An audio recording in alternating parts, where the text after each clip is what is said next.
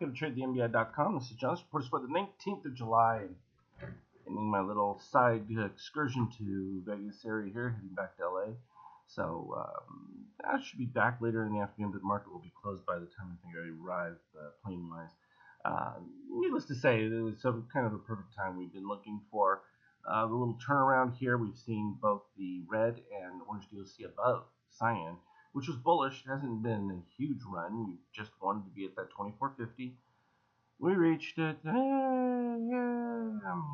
guess I should have one of those canned applause lines. Finally, I mean, that was a bodacious call when it was made back in the 1600 range. But this is what the numbers told us we were headed for. It was just a question of how long it would take. And it wasn't that bad. Not that bad at all.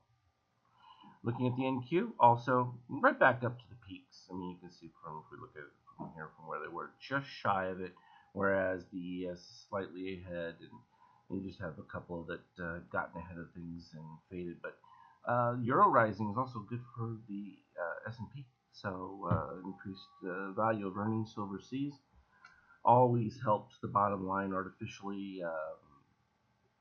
It's kind of a crazy rise given what the expectation is for U.S.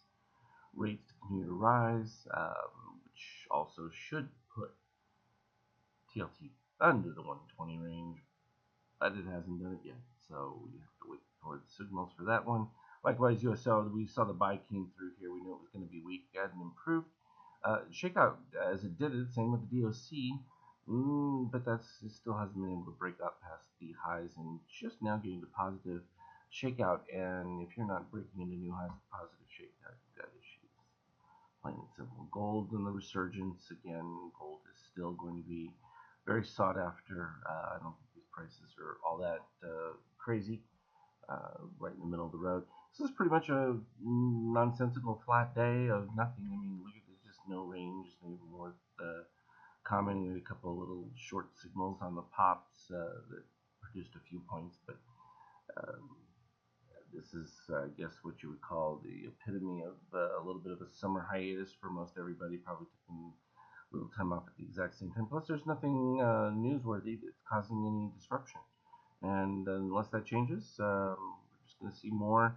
And like again, you just have to repeat what I said months ago about this having the same characteristics as the mid 90s, where you had this slow creeping uptick, nothing really, and then one little news event, you get one little big drop for a day. I'd say a little big drop because what's 30, 40 points at this level really is not a big drop.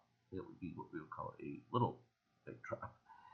Simply because that number of points doesn't represent what it used to back when we were down in 1300. So big changes as always. And here you can see after hours, market took a little dip. It's just going to trade back range. It's just clearing stops, and that's what they love to do, which is why you can't always have them so tight that you get burned. It's a tough one, particularly holding positions overnight. But that is what the nature of the game is. They're always looking for the weak hand, the one who isn't confident of the direction overall, and they can shake the tree and get enough of them to go. So that's the long and the short of it. As always, though, trade well. Talk to you later.